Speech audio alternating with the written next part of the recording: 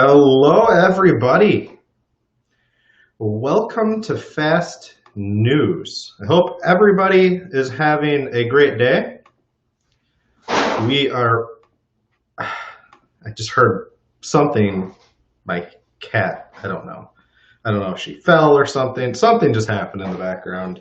My cat is clearly going crazy right now. All right, we're gonna let some people get in here. We have an interesting night of news. Only 3 stories, but they're pretty long.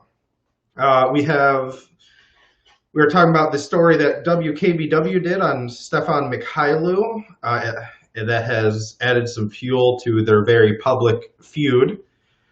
We are talking about a store owner in Arizona who pulled a gun on a customer. And we're talking about the Los Angeles field office of the FBI executing Operation Los Angeles, which recovered 33 children. Yes, yeah, the Sylvester definitely is. We're going to get into it, guys. I hope everyone's having a good day. All right. Our first story tonight follows the continued back and forth between Erie County Comptroller Stefan Mikhailou and the news, and of course, Mark Poloncarz. WKBW, Channel 7, and ABC affiliate journalist Charlie Specht reported in a FOIA request that took attendance records from 6 months before the pandemic and 6 months during the pandemic, that Mikhailou wasn't really showing up to work a whole lot. And this is a quote from the KBW story.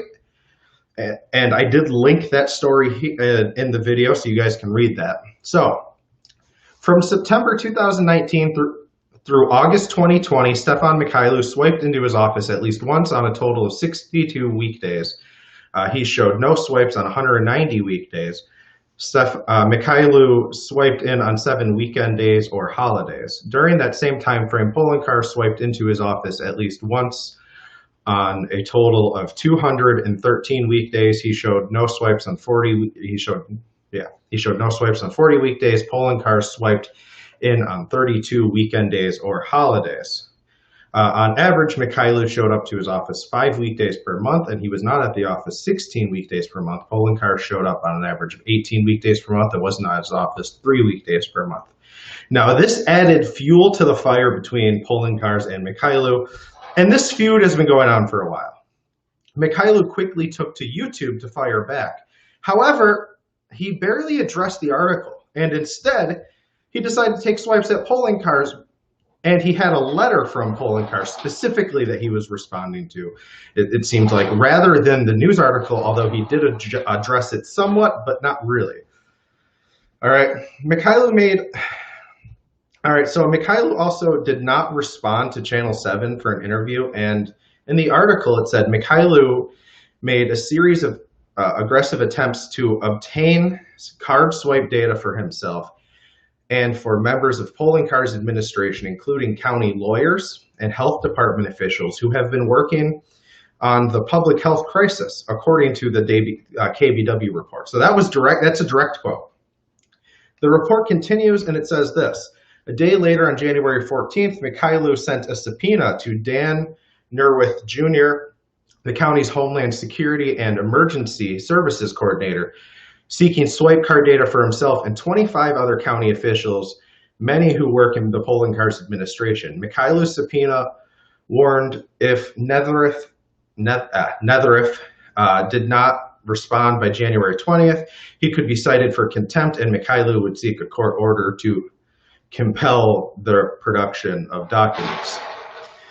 It was at this point that Channel 7 said it was going to move up the publishing day because they believed, and this is to quote again, they believe Mikhailou was manipulating or distorting 7 Eyewitness News findings rather than responding to them.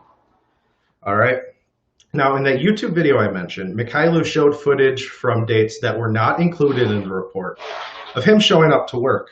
All right. There's proof that he goes to work.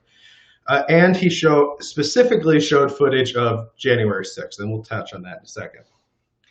Mikhailou seemed more interested in taking swipes at people early in the video who accused him of going to D.C. on the 6th. He mainly addressed the letter sent to him by Mark Poloncarz to continue their very public high school-esque feud.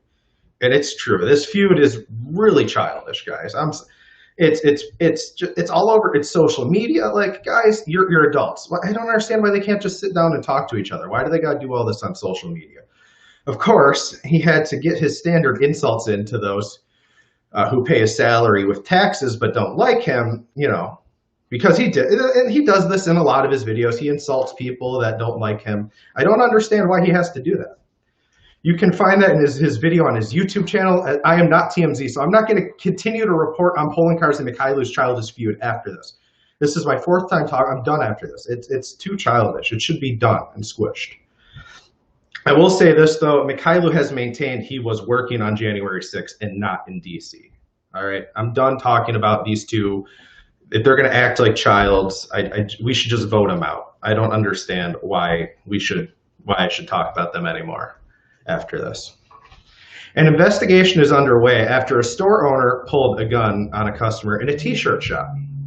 Store owner Scott Sorenke says his T-Slingers t-shirt shop has a strict no mask policy. He even set signs out front of his store letting customers know there's no masks allowed in the store. In late November, Everett Depew entered the shop while wearing a mask. Depew said he was looking at t-shirts near the front of the store when he was approached by Cerrone. I'm just going to say Cerrone because it's easier to say. I told this particular gentleman that there was a no mask policy, Cerrone said. He was like right in my face, and he kind of bumps me and says, "Get the fuck out of here. Take your mask off," Depew said. Cerrone claims that Depew chest bumped me one time or two and pushed him. "I had a knee-jerk reaction because he did bump me, and I pushed him back," Depew said. "That's when I drew my weapon," Cerrone said. And it wasn't because he was wearing a mask. Both men filed police reports with the Maricopa County Sheriff's Department. Depew believes he was the victim of aggravated assault. Cerrone believes Depew was trespassing at a store and assaulted him. "I don't think I'm going to be charged. I don't feel I should be charged," Cerrone says. "I don't think I should be charged, but everyone always says that," said Depew. So, of course, neither one of them think they should be charged. That's not really a surprise, I guess. Everyone's the hero of their own story, So I'm not very surprised by that. Now let's get into this story because this is one I actually want to report on, and this is actually I like doing stories like this because it means that children are going home safe. And this is nice. These are nice stories too. So, FBI Los Angeles field office announced the results of Operation Lost Angels. Los Angeles, and initiative which began on January 11th and recently culminated in the recovery of 33 children. During January, Human Trafficking Awareness Month, the FBI worked with the Los Angeles Police Department, and the Los Angeles County Sheriff's Department, and more than 24 law enforcement and non-governmental partners to identify, locate, and recover missing children, particularly those who have been or were suspected of being sexually exploited and trafficked. Of the 33 children recovered, 8 were being sexually exploited at the time of recovery. 2 were recovered multiple times during the operation while on track. Now, I'm going to keep reading, but I'll touch back on that after I'm done reading this story. A common term used to describe a known location for commercial sex trafficking. It is not uncommon for victims who are rescued to return to commercial sex trafficking either voluntarily or by force, fraud, or coercion. This harmful cycle highlights the challenges victims face and those faced by law enforcement when attempting to keep victims from returning to an abusive situation. Victims may not self-identify as being trafficked or may not even realize they're being trafficked. Several other victims located had been sexually exploited in the past and were considered vulnerable missing children prior to the recovery. Additionally, the operation resulted in the arrest on state charges of one suspected human trafficker and the opening of multiple investigations. Some of the minor victims were arrested for probation violations, robbery, or other misdemeanors. One child was a victim of non-custodial parental kidnapping. So I want to touch back on what I said earlier, that where they said they had to recover two multiple times.